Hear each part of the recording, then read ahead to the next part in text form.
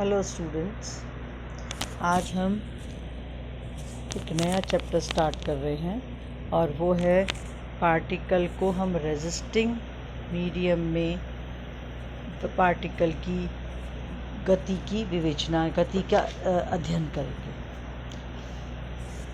अब हम प्रतिरोधी, हमारा टॉपिक का नाम है प्रतिरोधी माध्यम में सरल रेखीय गति यानी कि rectilinear motion in a resisting medium. यदि एक पार्टिकल वैक्यूम में मूव कर रहा है तो उसकी गति का कोई रेजिस्टेंस नहीं होता, उसकी गति को कोई नहीं रोकता। लेकिन जब एक पार्टिकल किसी मीडियम में, जैसे जल, वायु, किसी में भी यदि वो गति करता है तो उसकी गति को रोका जाता है, यानी कि प्रतिरोध होता है, यानी कि रेजिस्टेंस होता है। और ज्यों-ज्यों पार्टिकल का वेलोसिटी बढ़ती है त्यों तो रेजिस्टेंस भी बढ़ता है। तो इन जनरल यदि हमारे पास में कोई छोटी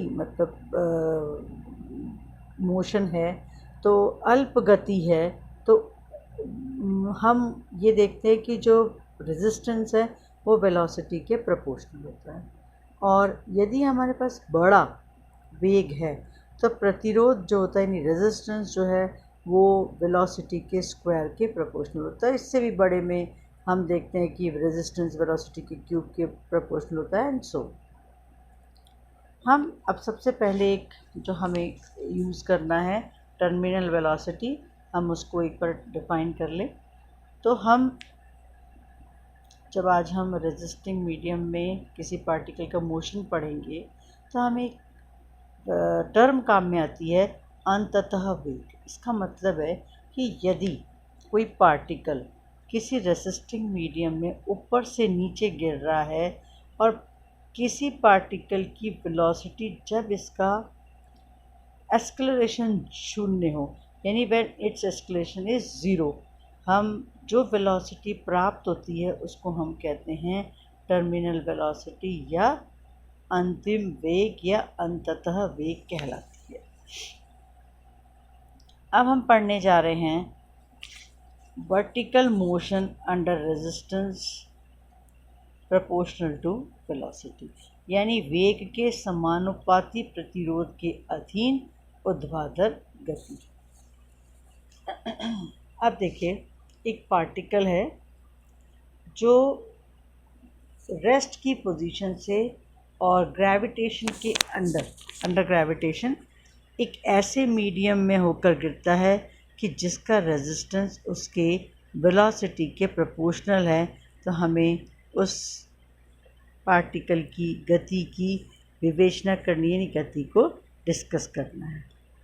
तो सबसे पहले इसका मतलब ये हुआ कि पार्टिकल रेस्ट की पोजीशन से गिर रहा है और उसके किसी भी समय जो रेजिस्टेंस है वो प्रोपोर्शनल टू वेलोसिटी है। यानी कि यदि हम एक रेजिस्टेंस इज इक्वल टू ले तो हमने एक कांस्टेंट ले लिया k, तो k इंटू वी। अब यहाँ हम क्या ले रहे हैं, मान लीजिए एक m मास का पार्टिकल है, जो मैं आपको ये पिक्चर बनाई हुई है, O पॉइंट से ऐसे मीडियम में गिर रहा है जिसका रेजिस्टेंस वेलोसिटी के प्रोपोर्शनल है। यानी यदि पार्टिकल O से स्टार्ट हुआ और आफ्टर t टाइम मान लीजिए पार्टिकल की पोजीशन p है, और हम ये भी मान के चल रहे हैं कि OP is equal to x है। तो p पर पार्टिकल, और ये भी मान लिया कि p पर पार्टिकल की वेलोसिटी v है। अब हम यहाँ चेक करते हैं कि p पर कितने फोर्सेस उस पार्टिकल पर एक्ट कर रहे हैं। एक तो क्योंकि ये गुरुत्वाकर्षण के अधीन गति कर रहा है, तो mg इन डाउनवर्ड डायरेक्शन, यानी कि जो पार्टिकल का भार है mg वो नीचे की तरफ। और एक हमने कहा कि ये रेजिस्टेंस है, तो रेजिस्टेंस जो है वो हमेशा पार्टिकल की गति की अपोजिट दिशा में होगा, क्योंकि पार्टिकल ऊपर से नीचे गिर रहा है तो रेजिस्टेंस हो जाएगा ऊपर की डायरेक्शन में, और वो किसके बराबर हो जाएगा, m/v, m मास का पार्टिकल प्रोपोर्शनल टू वेलोसिटी, तो हमने कह दिया इज इक्वल टू kv। तो m मास के पार्टिकल का प्रतिरोध हो गया m into k into v. इसका मतलब p पॉइंट पर दो तरह के फोर्सेस एक्ट कर रहे हैं, एक तो mg नीचे की तरफ और mkb ऊपर की तरफ। अब किसी समय t पर अपन जिसकी इक्वेशन देखें तो अपने न्यूटन के सेकेंड रूल्स नियम से m into f is equal m into a is equal to f, तो m into d two x by D T square is equal to नीचे की तरफ mg, पार्टिकल की दिशा भी वही है नीचे की तरफ, और ऊपर की तरफ हो जाएगा माइनस का m into k into b. तो d two x by D T square is equal to ji 1 minus k upon g into v. यदि v टर्मिनल वेलोसिटी हो कैपिटल V और हम नॉर्मल जो हम हर समय किसी भी समय पर वेलोसिटी ले रहे हैं वो स्मॉल v से लिख रहे हैं और कैपिटल V से लिख रहे हैं टर्मिनल वेलोसिटी। यदि टर्मिनल वेलोसिटी v है तो हमने कहा था कि एक्सलरेशन जहाँ शून्य होगा नीचे गिरते समय, उस समय जो वेलोसिटी होगी वो कहलाएगी टर्मिनल वेलोसिटी। तो from first equation d two x by D T square को अपन ने ज़ीरो कर दिया और g into 1 minus k upon g into v, तो 1 upon capital V is equal to k upon g, इसको अपन ने सब्सटीट्यूट कर दिया in place of k upon g equation number 1 में। तो d two x by D T square is equal to ji 1 minus small v upon capital V। This is equation number 2।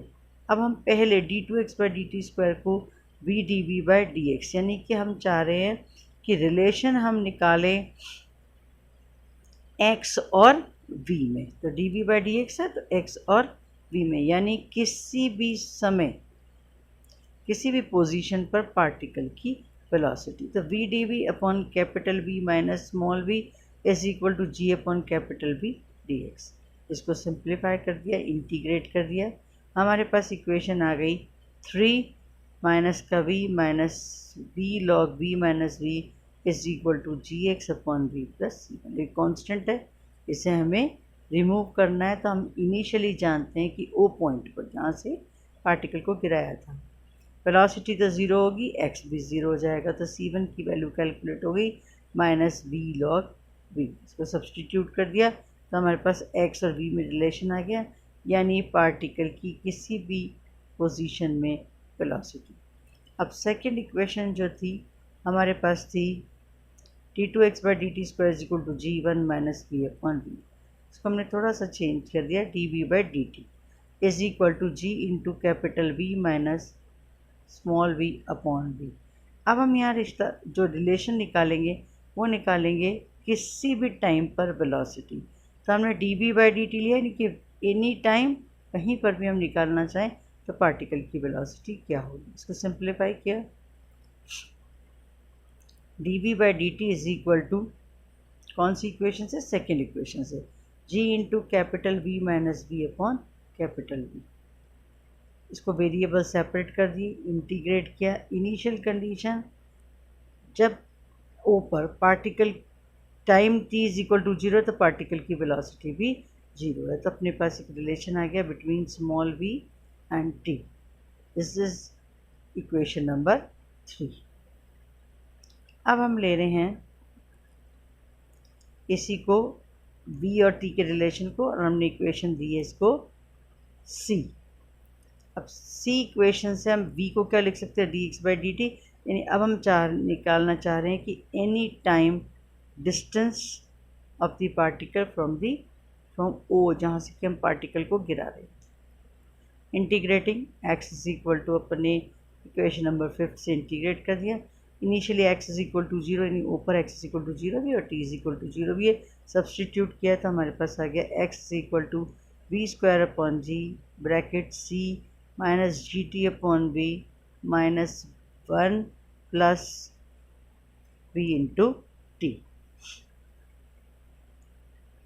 तो हमारे पास अब तीन रिलेशन आ गए जिसको मैंने a b c d से डिनोट किया। a तो हमारा हो गया relation between x and v, b से हो गया relation between v and t, और अब मैंने d इक्वेशन से डिनोट किया relation between x and t।